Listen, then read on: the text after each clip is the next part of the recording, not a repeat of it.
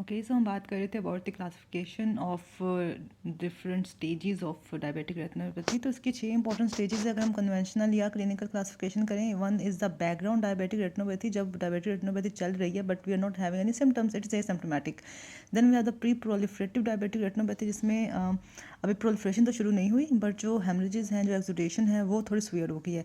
Then we have proliferative diabetic retinopathy, जिसमें new vessels की formation शुरू होगी एज अ नेम इंडिकेट्स, और दैट इज़ रियली प्रॉब्लमैटिक, यहाँ से प्रॉब्लम शुरू होती है। Then we have diabetic maculopathy, diabetes ने मैक्यूला के पोर्शन को भी इन्वॉल्व कर लिया, and once macula gets involve that results in vision loss. Yes.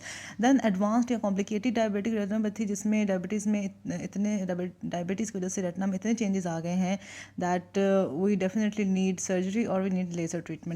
इसके अलावा आती है बर्नट आउट डायबिटिक रेटिनोपैथी, जिसमें सारे ही वेस्कुलर चेंजेस इतने ज़्यादा प्रोग्रेस कर गए हैं कि वहाँ पे फाइब्रोसिस होने लग गया है। तो अब कोई प्रोलिफरेशन तो नहीं हो रही, लेकिन वो एरिया बिल्कुल बर्नट आउट है, इट इज़ ऑल फाइब्रोस्ड। ठीक है। अच्छा, इसको वन बाय वन स्टडी करते हैं इन 6 स्टेजेस ऑफ डायबिटिक रेटिनोपैथी को। Number first stage is background diabetic retinopathy. Background diabetic retinopathy में जो चेंजेस नजर आएंगे हम वो देख लेते हैं। एक तो माइक्रो एनेरिज्म होते हैं, जो कि सबसे अर्लीस्ट क्लिनिकल मैनिफेस्टेशन भी है डायबिटिक रेटिनोपैथी की। और microaneurysm are seen as small red dots found in the middle layers of retina, and the microaneurysm may leak the plasma constituents into the retina, जिसको एडिमा भी हो जाता है। ठीक है, तो दे कैन लीक और दे कैन नॉट लीक। ठीक है। अच्छा, इसके अलावा रेटिनल एडिमा, अच्छा ये ना डिफरेंट कैरेक्टरिस्टिक्स हैं या ये डिफरेंट फीचर्स हैं बैकग्राउंड डायबिटिक रेटिनोपैथी की। एक तो माइक्रो एनेरिज्म है, second is retinal oedema. Definitely the accumulation of fluid that causes thickening of the retina that and gives it cystoid appearance to the macula. ठीक है, तो जब इन मैक्रो एनेरिज्म से लीकेज शुरू हो जाएगा तो एक्यूमुलेशन ऑफ फ्लूइड हो जाएगा रेटिना के लेवल पर, और साथ में अगर यही एक्यूमुलेशन ऑफ फ्लूइड मैकुला के लेवल पे होगा तब हम उसको कहते हैं सिस्टॉइड मैकुलर एडिमा। ठीक है। अच्छा, इसके अलावा एक कैरेक्टरिस्टिक होगा माइक्रो एनेरिज्म, एक कैरेक्टरिस्टिक हो गया retinal oedema. Third characteristic of background diabetic retinopathy is exudates. अच्छा, एक्सुडेट्स को हम हार्ड एक्सुडेट्स भी कहते थे, पीछे हमने पढ़ा था कॉटन वूल स्पॉट्स, जिनको हम सॉफ्ट एक्सुडेट्स कह रहे थे, और वो क्यों बने थे? Due to necrosis of the nerve fibres in the retina. और जो हार्ड एक्सुडेट्स हैं या एक्सुडेट्स है, ये क्यों बन रहे हैं? These are the yellowish white waxy looking patches which are arranged in clumps or in succinate pattern with relatively distinct margins। इसकी हार्ड एक्सुडेट्स के हमेशा डिस्टिंक्ट मार्जिन होंगे, जबकि जो सॉफ्ट एक्सुडेट्स है उसके बहुत ही फ्लफी से मार्जिन थे। So hard exudates are actually composed of lipoprotein and lipid-filled macrophages located mainly within the outer plexiform layer। तो outer plexiform layer में जो लाइपोप्रोटीन फील्ड और लिपिड फील्ड मैक्रोफेजेस हैं वो बना रहे हैं एक्सुडेट्स को। ठीक है। And they're caused by chronic localised retinal oedema, वहाँ पे फिर मैक्रोफेजेस आ जाते हैं और फिर वहाँ पे एक्सुडेट्स बन जाता है। तो they're located between the outer plexiform layer and in the nuclear layers of the retina. ठीक है, तो ये लोकेशन है हार्ड एक्सुडेट्स की कि outer layer of outer plexiform layer और इन द न्यूक्लियर लेयर्स के दरमियान में ये हार्ड एक्सुडेट्स बन जाते हैं। और ये बनते हैं कि उनकी कंसिस्टेंसी क्या है, इसमें हमारे पास मैक्रोफेजेस हैं, lipid and lipoprotein field. Third जो कैरेक्टरिस्टिक है वो हमारी बैकग्राउंड डायबिटिक रेटिनोपैथी का, दैट इज़ रेटिनल हेमरेजेस। ठीक है, डेफिनेटली जहाँ पर माइक्रोएनेरिज्म हो रहे हैं वहाँ पर एडिमा भी होगा, वहाँ पर एक्सुडेशन भी होगी और वहाँ पर हेमरेजेस भी होंगे। तो एक तो सुपरफिशियल रेटिनल हेमरेजेस होते हैं, फिर होते हैं intra retinal haemorrhages. Superficial haemorrhages का जो साइट है वो सुपरफिशियल नर्व फाइबर्स होती हैं। ठीक है, या सुपरफिशियल रेटिनल लेयर्स होती हैं इसमें। अच्छा, जो सुपरफिशियल हेमरेजेस होते हैं हमेशा फ्लेम शेप्ड होते हैं। ठीक है, फ्लेम शेप्ड हेमरेजेस जब हम मिले तो means these are the superficial haemorrhages, and उनकी फ्लेम शेप इसलिए होती है क्योंकि सुपरफिशियल लेयर्स में होते हैं। और इंट्रारेटिनल हेमरेज होते हैं उसमें दो तरह के हैं, dot blot haemorrhages and dark blot haemorrhages. हमने डॉट ब्लॉट हेमरेजेस में देखे भी हैं, as you can see these are the small dot like haemorrhages. ठीक है, डॉट ब्लॉट हेमरेजेस हम नजर आ सकते हैं। और ये क्यों बनते हैं? They are located in the compact middle layers, ये थोड़ा डीपर होते हैं। ठीक है, they are rise from the venous end of capillaries, वहाँ पे हेमरेजेस हो सकते हैं। ठीक है, then we have dark blot haemorrhages. Dark blot haemorrhages represent करते हैं हेमरेजिक रेटिनल इन्फार्क्ट के हेमरेज जो उस वजह से वहाँ पे इन्फार्क्शन शुरू होगी। यहाँ पर डार्क ब्लॉट हेमरेजेस, हाँ these are the dark blot haemorrhages. ठीक है, कि हेमरेजिक इन्फाक्शन की वजह से ही बनते हैं। ठीक है, they represent haemorrhagic retinal infarct and located with in the middle retinal. तो ये भी थोड़ा डीपर लेयर्स में ही होते हैं, और जो डॉट ब्लॉट हेमरेजेस हैं वो भी मिडल लेयर्स में ही होते हैं, जबकि जो फ्लेम शेप्ड हेमरेजेस थे वो सुपरफिशियल लेयर्स में होते हैं। तो ये हमने इंपॉर्टेंट साथ साथ इसकी वो भी देखते रहते हैं, हम इमेजेस भी देखते रहते हैं, ताकि अगर हॉस्पिटल इमेजेस हैं तो हम आइडेंटिफाई कर सकें। तो these are the hard exudates जिसकी हम बात कर रहे थे, these are the dot blot haemorrhages, these are the dark blot haemorrhages, then ये हैं कॉटन वूल स्पॉट्स, जिसमें मैंने आपसे बात की थी कि फ्लफी सी इनके मार्जिन होते हैं और साथ में ये नर्व फाइबर नेक्रोसिस से बनते हैं। अच्छा, ये जो सेगमेंटेशन मैं आपको आगे बताती हूँ। तो अभी तो हमने बात कर ली है किसकी, बैकग्राउंड डायबिटिक रेटिनोपैथी की, उसकी कैरेक्टरिस्टिक्स की। अब बात करते हैं प्री प्रोलिफरेटिव स्टेज की। इसमें इसकी क्या कैरेक्टरिस्टिक्स हैं। पहला जो स्टेज था ना वो मोस्टली एक्सुडेटिव स्टेज था और हेमरेजिक स्टेज था। जो प्री प्रोलिफरेटिव स्टेज है ना ये इस्कीमिक स्टेज है। डेफिनेटली ये प्रीसीड कर रहा है प्रोलिफरेटिव स्टेज को। तो प्रोलिफरेशन वेसल्स की कब होती है, जब उस जगह पर ऑक्लूजन हो गई हो, तभी उसके रिस्पॉन्स में प्रोलिफरेशन होती है ना, उसको कंपनसेट करने के लिए। तो pre proliferative stage is a ischaemic stage, ठीक है। इसमें हम देखते क्या है, एक तो ये कि कुछ वीनस चेंजेस आ रहे होते हैं। वीनस चेंजेस में हमें क्या मिलता है कि जनरलाइज्ड वीनस डायलेटेशन हुई होती है और टॉर्चुसिटी होती है वेन्स की with beading, looping and sausage like segmentation. अब इसमें इमेज में देख रहे हैं।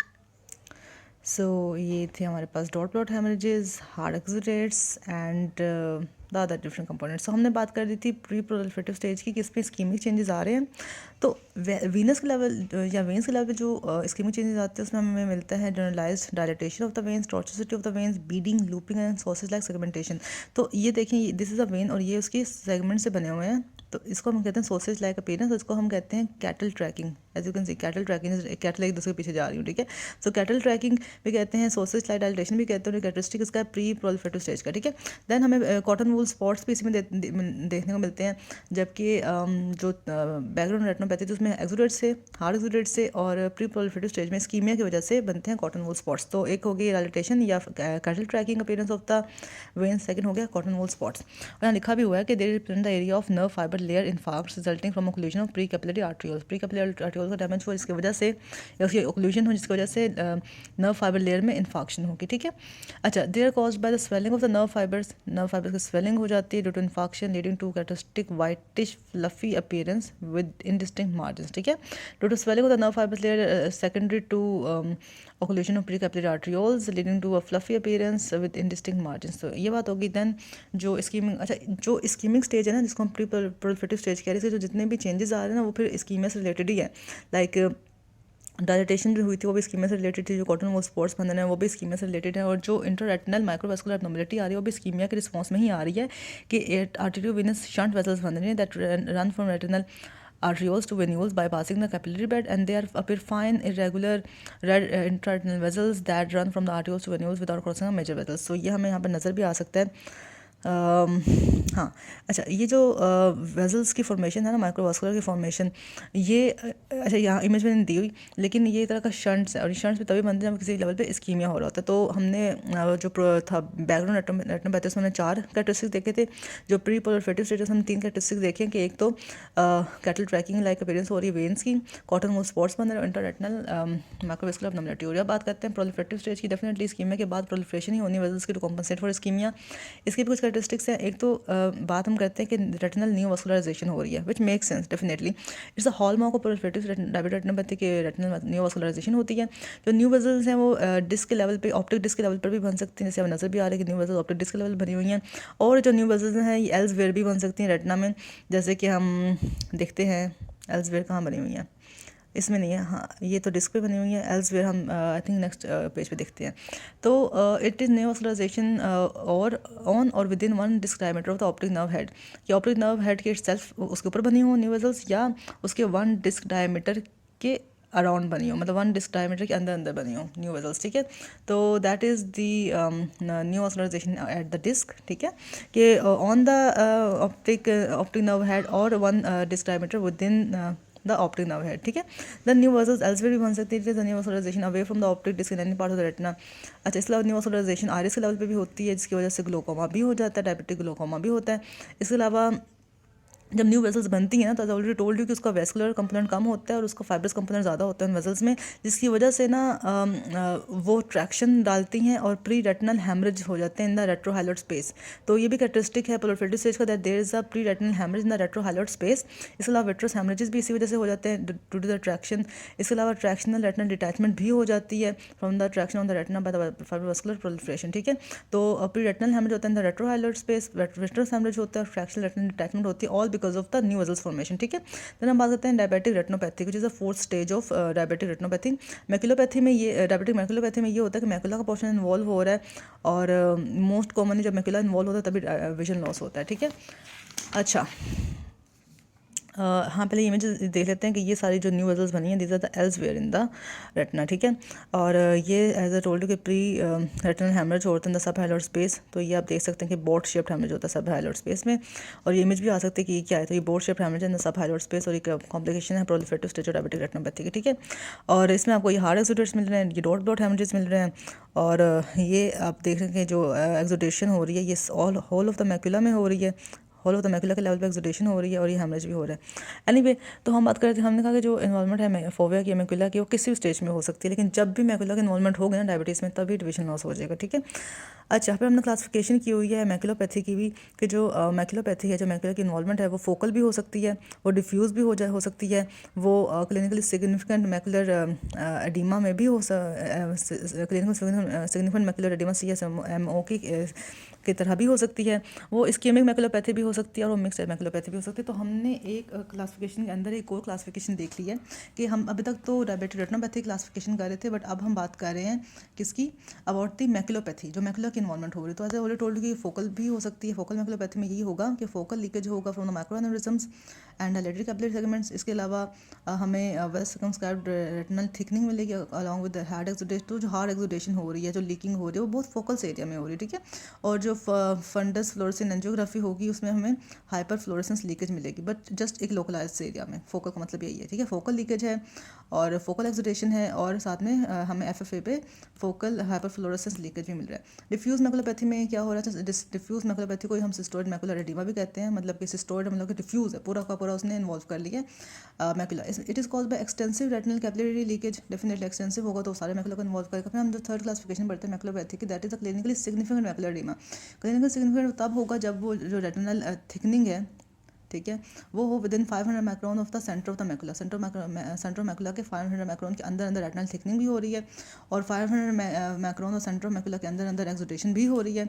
और जो रेटिनल थिकनिंग है वो 1 डिस्क एरिया है या लार्जर है, मतलब वो उसकी जो साइज़ है वो काफ़ी इनफ है, बड़ा है। और a part of this thickening is involving the 1 disc diameter of the centre, मतलब कि सेंटर ऑफ मैक्यूला को भी इन्वॉल्व कर रही है। तो क्लिनिकल सिग्निफिकेंट मैक्यूलर एडिमा में यही हो रहा है कि जो रेटिनल थिकनिंग है with in 500 micron of the centre of macula हो रही है और जो एक्सुडेशन हो रही है वो भी 500 micron with in the centre of macula हो रही है। बस ये दो बातें याद रखते हैं, ठीक है। अच्छा, देन इस्कीमिक मैक्यूलोपैथी भी हो सकती है। अब तक तो हमने देखी थी एक्सुडेशन, लीकेज और एडिमा। अब बात करते हैं इस्कीमिया। इस्कीमिया भी तो हो सकता है मैक्यूला का। तो हमें ओवरऑल FFA पे मैक्यूला नॉर्मल मिलेगा या हमें वहाँ पे हेमरेज या एक्सुडेशन नहीं मिलेगी, लेकिन वहाँ पे जो डैमेज हो रहा है वो इस्कीमिया की वजह से हो रहा है या माइक्रोवेस्कुलर ब्लॉकेज की वजह से। वहाँ पे हमने FFA पे क्या देखा था कि रेटिनल कैपिलरी लीकेज था, और सॉरी यहाँ पर FFA studies, yes, hyper fluorescence leakage था। तो हाइपर फ्लोरेसेंस हमें FFA पे तब मिलती है जब वहाँ पर लीकेज हुआ हो, ठीक है। FFA दरअसल वहाँ के ना वेस्कुलेटरी की स्टडी है कि वहाँ का वेस्कुलर में लीकेज तो नहीं आ रहा या एक्सुडेशन तो नहीं हो रही, ठीक है। जबकि यहाँ का जो FFA है या फंडस फ्लोरेसेंस एंजियोग्राफी वो हमें दिखाएगी capillary non perfusion at the fovea and enlarge fovea avascular zone. एक बात आपको पता है ना कि मैक्यूला में जो फोविया का पोर्शन होता है वो एवास्कुलर होता है, तो थोड़ा सा एवास्कुलर होना तो बनता है, लेकिन अगर वो एवास्कुलर पोर्शन बड़ा हो गया इट मीन्स कि वहाँ पर बहुत ज़्यादा एक्सटेंसिव इस्कीमिया है और नॉन परफ्यूजन है। तो FFA पे हमें नॉन परफ्यूजन मिलेगी फोविया पर और इनलार्ज होगा फोविया का एवास्कुलर जोन, ठीक है। तो ये बात कर ली इस्कीमिक मैक्यूलोपैथी की। देन हम बात करते हैं मिक्स्ड मैक्यूलोपैथी की। मिक्स में हमें कुछ इस्कीमिया के फीचर्स भी मिलेंगे, कुछ एक्सुडेशन के फीचर्स भी मिलेंगे। तो that is the classification of diabetic maculopathy के फोकल डायबिटिक मैक्यूलोपैथी है, डिफ्यूज मैक्यूलोपैथी है जिसको हम सिस्टोइड मैक्यूलर एडिमा भी कह रहे हैं, क्लिनिकल सिग्निफिकेंट मैक्यूलर एडिमा जिसमें दो चीज़ें देख ली थी। Then we have ischaemic maculopathy and mix maculopathy. अब बात करते हैं advanced eye disease. Advanced eye disease हम तब लेबल करेंगे डायबिटिक रेटिनोपैथी में जब परसिस्टेंट विट्रस हैमरेज है और ये ना mostly uncontrol proliferative diabetic retinopathy की कॉम्प्लिकेशन होती है, ठीक है। अच्छा, प्रोलिफरेशन होगी उसके नतीजे में जब ये 3 फीचर्स हम नजर आने लग जाए तब हम उसको लेबल करेंगे that this is advanced eye disease. एक तो हमें परसिस्टेंट विट्रस हैमरेज मिलेगा, सेकेंडली हमें ट्रैक्शनल रेटिनल डिटैचमेंट मिलेगी due to traction by the vitreo retinal fibrosis या न्यूवास्कुलराइजेशन, और हमें मिलेगा neovascular glaucoma due to neovascularization on iris. 3 चीज़ें हमें मिलेंगी। एक हमें मिलेगा परसिस्टेंट विट्रस हैमरेज, दूसरी चीज़ हमें मिलेगी ट्रैक्शनल रेटिनल डिटैचमेंट, थर्ड चीज़ हमें मिलेगी न्यूवास्कुलर ग्लोकोमा ड्यू टू आइरिस न्यूवास्कुलराइजेशन। ये बात होगी एडवांस डायबिटिक आई डिजीज़ की। अब बात करते हैं burnt out stage. Burnt out stage हम तब उसको लेबल करेंगे डायबिटिक रेटिनोपैथी में it is end stage of proliferative diabetic retinopathy where vascular component is regressed and fibrous component is left behind. Vascular regress कर जाएगा और फाइब्रस लेफ्ट बिहाइंड है, so there is no further fibrovascular proliferation in the retina, ठीक है। Definitely जब vascular component ख़त्म हो गया तो उससे फिर जो एंडोथेलियल ग्रोथ फैक्टर्स हैं वो रिलीज ही नहीं होंगे, तो फाइब्रस कंपोनेंट टेक ओवर कर लेगा और जो वास्कुलर कंपोनेंट है वो रिग्रेस हो जाएगा। That is a characteristic for burn out stage of diabetic retinopathy. हमने 6 स्टेजेस देखे टोटल। एक हमने एक हमने प्री प्रोलिफरेटिव स्टेज देखा है, पर स्टार्ट हमने कहाँ से किया था, बैकग्राउंड डायबिटिक रेटिनोपैथी से। उसके हमने कुछ फीचर्स देख लिए, 4 इंपॉर्टेंट फीचर्स थे, microaneurysm, retinal oedema, exudation and retinal haemorrhages, ठीक है। और हाँ, और हार्ड एक्सोडेशन बन रही थी। देन हमने प्री प्रोलिफरेटिव स्टेज देखा जो कि इस्केमिक स्टेज था। इसमें हमने क्या देखा, वीनस चेंजेस, और हमने देखे इसमें नर्व चेंजेस, और हम देखे इसमें इरमा, ठीक है। प्रोलिफरेटिव स्टेज में हमने जो प्रोफेशन वो डिस्क पे देखी, हमने एल्सवेयर देखी, हमने आयरस पे देखी, और उसकी वजह से जो कॉम्प्लिकेशन होते हैं वो भी देखी। डायबिटिक मैकुलोपैथी के हमने 5 क्लासिफिकेशन और अभी थोड़ी देर पहले डिटेल में पढ़ी हैं, और हमने एडवांस आई डिजीज़ भी देख ली, बर्न आउट स्टेज भी। हम नेक्स्ट वीडियो में ETDRS भी करते हैं।